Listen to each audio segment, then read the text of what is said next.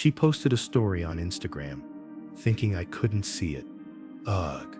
My boyfriend's so boring, needs someone exciting. I screenshot it and posted my own. She's single now. She deleted everything, but the damage was done. I 28 male, never thought I'd be writing this, but here we are. 3 months ago, I discovered my girlfriend of 4 years was living a double life on Instagram, and what started as a petty screenshot turned into the most calculated dismantling of someone's carefully constructed lies I've ever witnessed. We'd been together since college. Mia was the type who documented everything. Brunch pics, couple selfies, those aesthetic coffee shots. Her main account was this curated perfection. What I didn't know was that she had a second account, a close friend's Instagram, where she apparently shared her real thoughts. The discovery happened by accident. She left her laptop open while showering, and a notification popped up from an account I didn't recognize. Curiosity got me. I know, privacy and all that. But something felt off. What I found destroyed me. Posty back 2 years. Complaints about how boring I was. Screenshots of conversations with guys from her gym. One post from 3 weeks ago. Ugh. My boyfriend's so boring, needs someone exciting. With a poll asking if she should stay safe or take risks. But here's the kicker. She'd been seeing someone else for 6 months. Some crypto bro named Derek, who drove a leased BMW and called everyone fam. There were photos of them together. Date stamps proved she was with him during her girls' trips and work conferences. I sat there, laptop warming my legs, feeling this weird calm wash over me. No rage, no tears, just clarity. I screenshot everything, every post, every photo, every timestamp. Then I noticed something interesting. Her secret account had 147 followers. All her closest friends, co-workers, even her sister. People who smiled at me at parties. People who knew. That's when I decided I wasn't going to confront her. I wasn't going to yell or cry or beg for explanations. I was going to methodically dismantle the fake life she'd built. First, I created my own Instagram account. At Just the Truth though. Profile pic was a black square.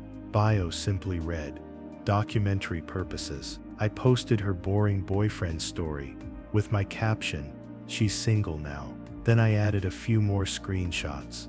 The ones where she bragged about using my Netflix password while at Derek's place. The one where she laughed about me paying for her yoga membership while she went to the gym with him instead. I tagged her main account. Within 10 minutes, my phone exploded. Mia calling. Texts in all caps. What the hell are you doing? Take that down now. We need to talk. I didn't respond. Instead, I posted another screenshot. This one showing her and Derek at a restaurant on Valentine's Day. My caption, I was told she was at her mom's that night. Mom must have gotten a makeover. Her friends started flooding my DMs. Some apologizing, saying they didn't know how to tell me. Others demanding I stop being petty and handle this privately. Shannon, her best friend, wrote, "This is really immature. You're embarrassing her." I replied, "She had 147 people watching her embarrass me for 2 years. I have 12 followers. Do the math." Here's where it gets interesting. Derek, Mr. Crypto Excitement himself, had no idea I existed. Mia had told him she was single, just out of a toxic relationship. So when he saw the posts, when he realized he was the side piece in this story, he lost it. He commented on one of my posts, "Yo, is this real?" She said she was single. I DM'd him, not to fight. Just sent him screenshots of her main Instagram, all the couple photos, the anniversary posts, the "I love my boyfriend" captions from just last week. Within an hour, Derek posted his own story.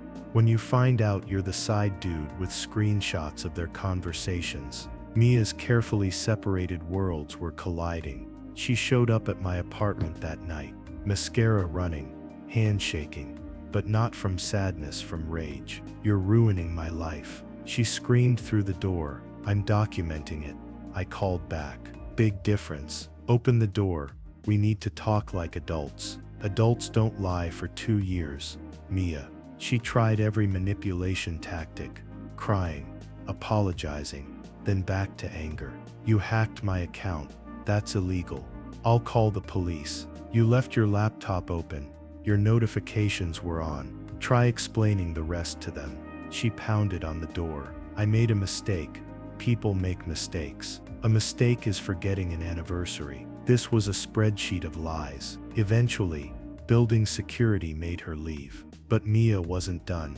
She went full damage control mode. Posted a long story on her main account about how I was emotionally abusive and had invaded her privacy. How she'd been struggling with mental health and made some poor choices. But I was publicly humiliating her instead of supporting her healing.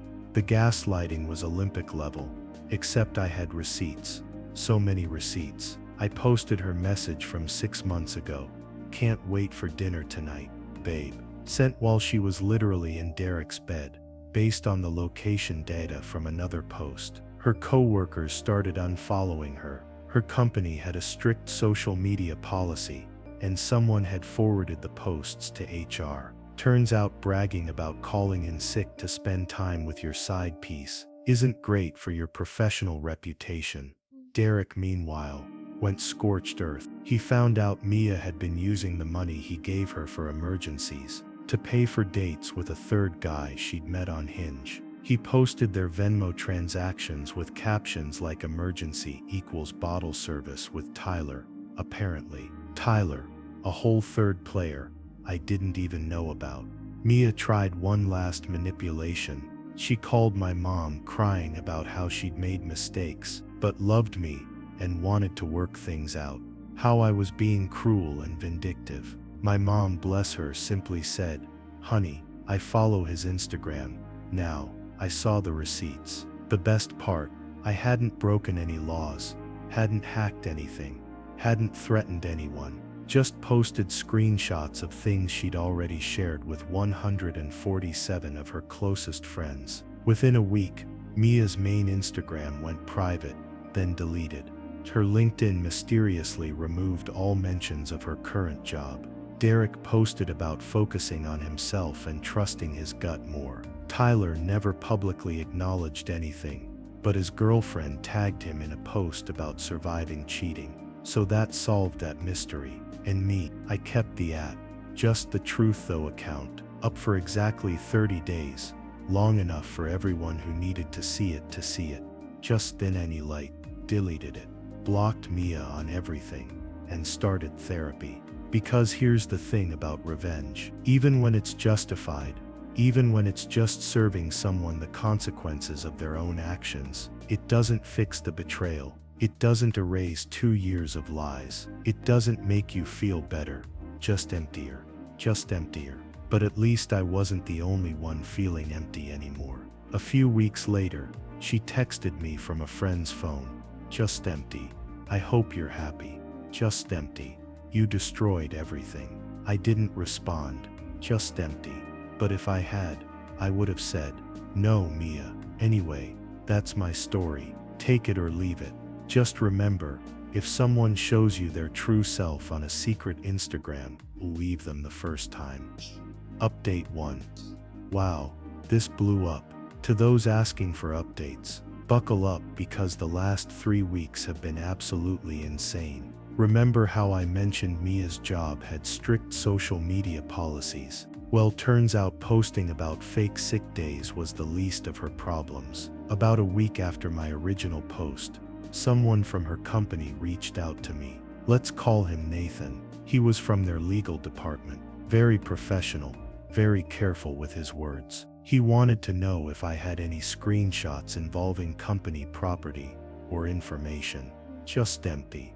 Ediformace. Then I remembered, in some of her @Mia.unfiltered posts, she'd taken photos at her desk, including one where she was bragging about her side hustle using company resources. Mia worked in marketing for a mid-sized tech company, just empty, and freelancing using their Adobe Creative Suite licenses, their client contact lists, and get this, She'd been doing work for their competitors using insider knowledge. One post literally said, "Just made $3K designing for competitor, using all the templates from work. They'll never know." They knew now. Nathan asked if I'd be willing to provide the screenshots for an internal investigation. Just said, "Sure," but I wanted everything in writing, that I was just a witness. I just forwarded what she'd publicly posted to her 147 friends. Meanwhile, Derek hadn't gone quietly into the night like I thought.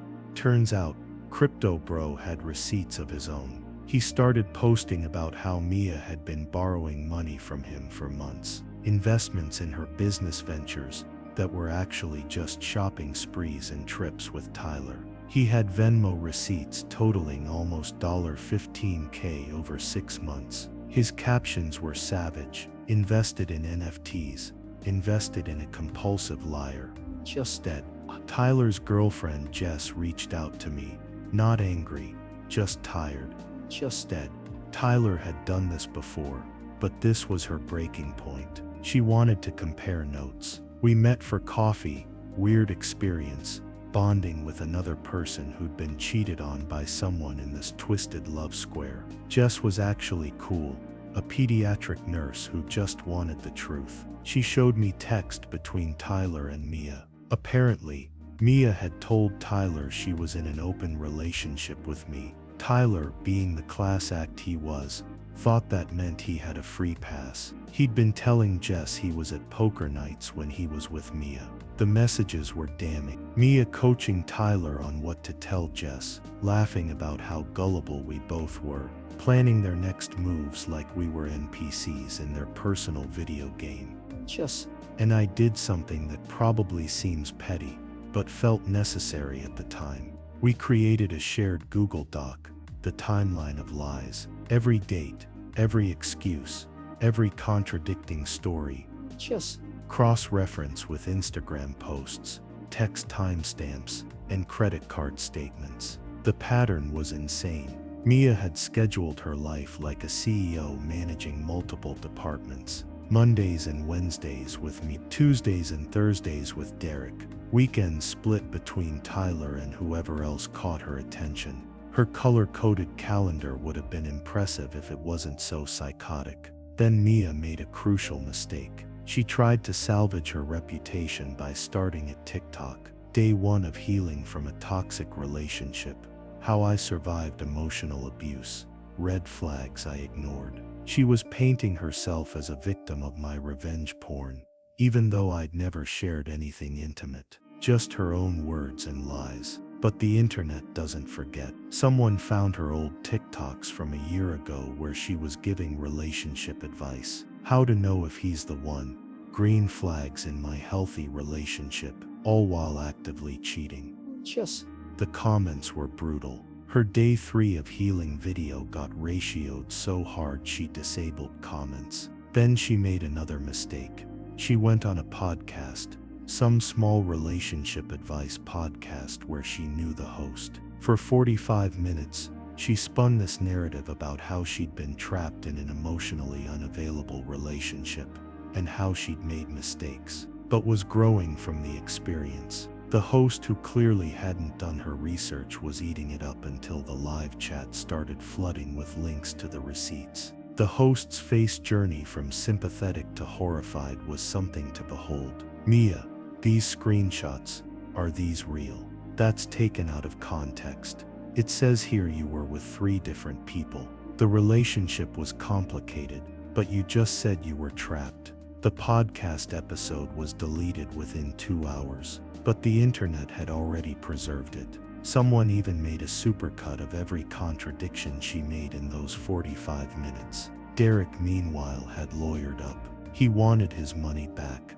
In her desperation to keep him around, Mia had signed actual loan agreements for some of the money, legally binding documents that she probably thought were romantic at the time. So by the end of that month, she was facing a formal investigation from her company for misuse of assets and the beginnings of a civil lawsuit from Derek for $15, complete social exile from her friend group. being professionally blacklisted in her industry. And that's when she played her final card. She showed up at my work. Security called me down to the lobby. There she was, looking rough, hair unwashed, designer bags replaced with a canvas tote that perfectly curated image completely shattered. "Can we talk, please?" I agreed, but only in the lobby with security present. She broke down, not the manipulative tears from before, actual ugly crying. She admitted everything.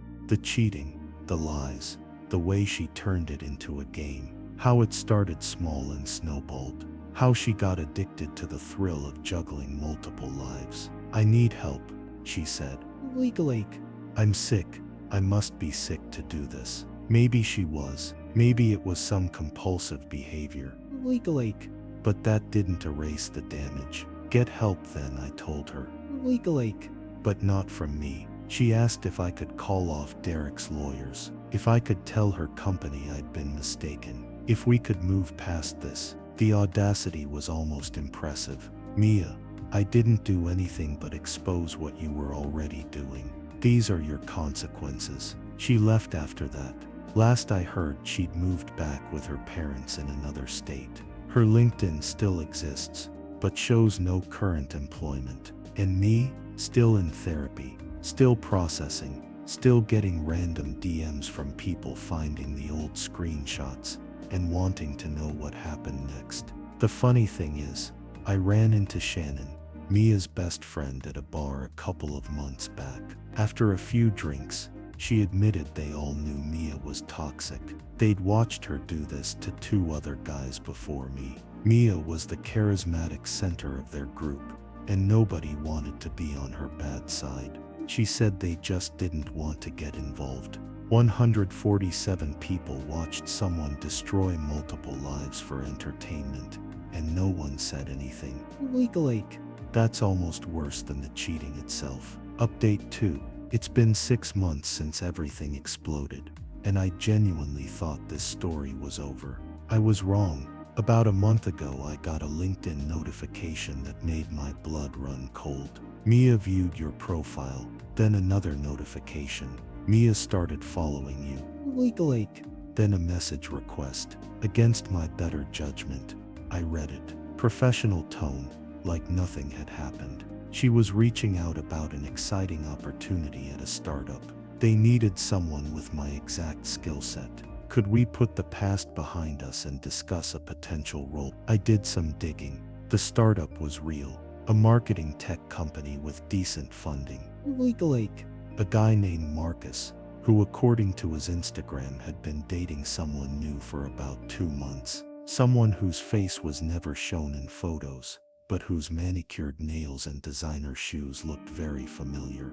The pattern was starting again. But here's where it gets absolutely insane. Remember Jess, Tyler's ex? She messaged me that same day. Tyler had reached out to her, panicked. Apparently Mia had contacted him too. She was pregnant, or at least she was claiming to be, and she was saying it was his. Now the timeline was suspicious. She would have gotten pregnant right around the time everything blew up, when she was juggling all 3 of us. Which meant, yeah, it could be any of ours, or none of ours. Tyler was freaking out. He'd just gotten his life back together, had a new job, was seeing a therapist. Now this. Derek had gone radio silent. His Instagram went private, but his best friend reached out to me, saying Derek had received the same news. Mia was telling each of us individually that we were the father. Her real addiction wasn't the men. Legal ache. And when she started losing, she didn't fold. She just made bigger, more desperate bets. I immediately got a paternity test done, just to have it in my back pocket. I was clean, but that didn't solve the core problem. Then Mia made her next move. Legal ache. She sent all 3 of us an email from a lawyer. Legal ache. This time, she was seeking financial support for prenatal care and emotional distress, and was willing to do paternity tests after the birth. In the meantime, she was suggesting we could handle this privately if we were reasonable. Derek's response was immediate and brutal. His lawyer fired back. demanding a court-ordered prenatal paternity test, and stating they wouldn't pay a dime until parentage was legally established. He also leaked the email to our group chat with the subject line, "The scammer is back." Tyler, poor Tyler, was ready to step up if it was his. Jess told me he'd always wanted kids, and despite everything, he couldn't abandon a child. Mia, I was done playing games. I forwarded everything to Nathan, my contact at Mia's old company. That's when Marcus, the startup CEO, entered the chat. He'd already grown suspicious of Mia's vague backstory and had hired a private investigator a week earlier. The PI had uncovered our drama and pointed him toward the public receipts. So when Mia gave him her phone to order food, he wasn't just scrolling randomly. He was looking for confirmation. Like, he called me directly. The conversation was surreal. "Bro, I need to know, is any of what I'm reading real?" I sent him the Google Doc. Jess and I had made all the evidence, all the timelines. His breathing got heavier as he scrolled. "She told me you were her abusive ex who was stalking her," he said. "She said Derek was a family friend who'd taken advantage of her. Tyler was supposedly a co-worker who'd harassed her. Yeah, we're all villains in her new narrative. And Marcus, successful startup founder, was her latest target." The PI had found more than just our drama. Mia had a pattern going back to college. She'd even pulled the pregnancy scare before, disappearing once she'd gotten enough support money. Marcus dumped her that night, but not before getting his own screenshots. Turns out, she'd been using his company's demo accounts to run her own consulting business. Again, corporate espionage. Round 2.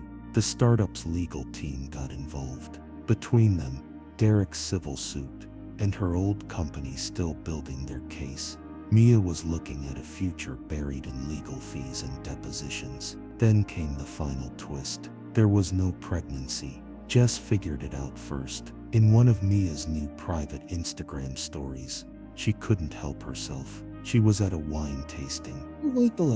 He had her would pour and sign. He had her. When confronted via her lawyer, the story changed. She'd tragically miscarried due to the stress we'd all caused her, but she'd never mentioned a miscarriage in her legal demands, just kept the pressure on for money. He had her with Polsamos. The false claim of pregnancy to extort money was mail and wire fraud.